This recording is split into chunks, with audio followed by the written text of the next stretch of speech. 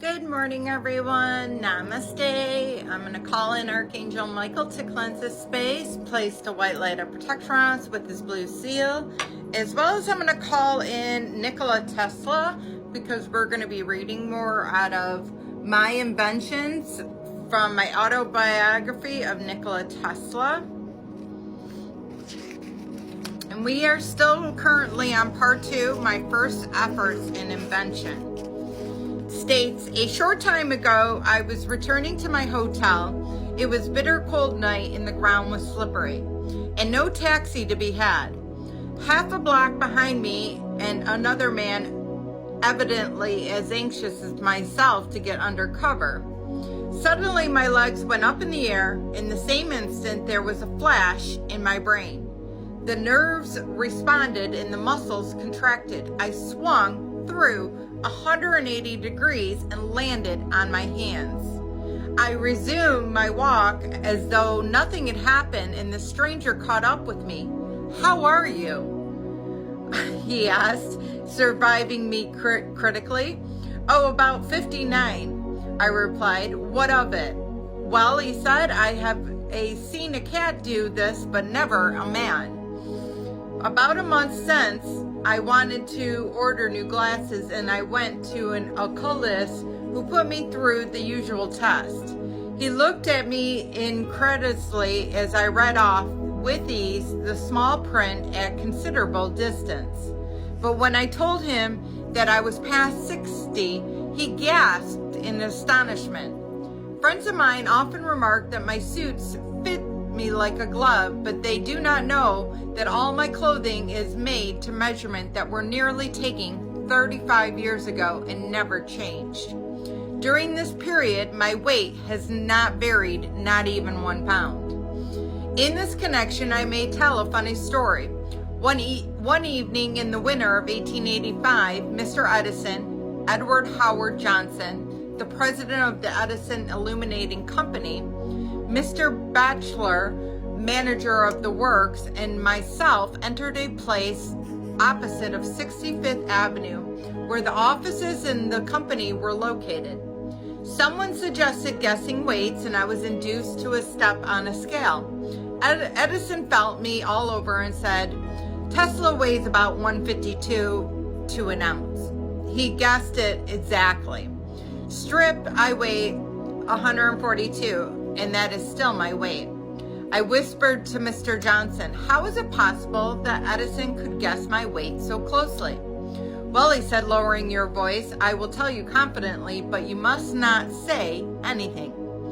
He was employed for a long time as a Chicago slaughterhouse where he weighed thousands of hogs every day. That is why.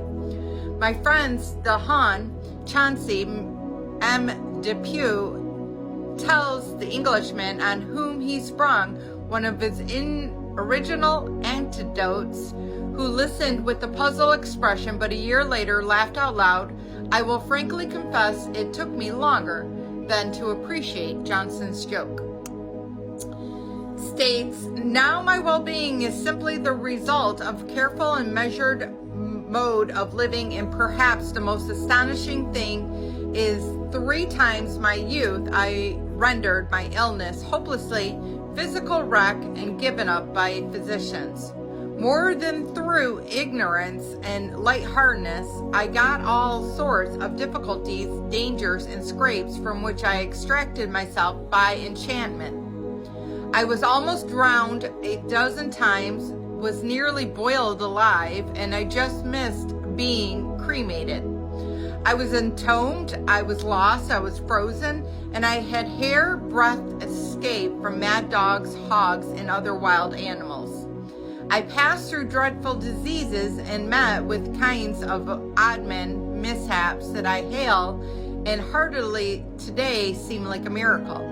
But as I recall these incidents to my mind, I feel conceived that my preservation was not altogether accidental."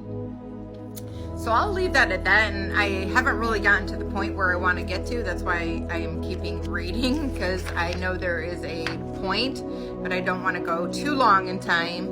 So I'm excited to see what he says in regards to all that. But I can tell you this, life's an illusion that you create. So if you are dwelling on negative things and saying negative things about yourself, your weight, that is exactly where you're going to stay in. If you are in a higher vibrational state and loving yourself, that is exactly what is going to come to you. If you are putting only high vibrational food within your body, your mind, your soul, trust and believe, that will be reflected to the outer world. And you will see people that are on the healing journey start to evolve and get better. I haven't drinking alcohol since August of 2021. I don't do anything but vitamins and water and tea.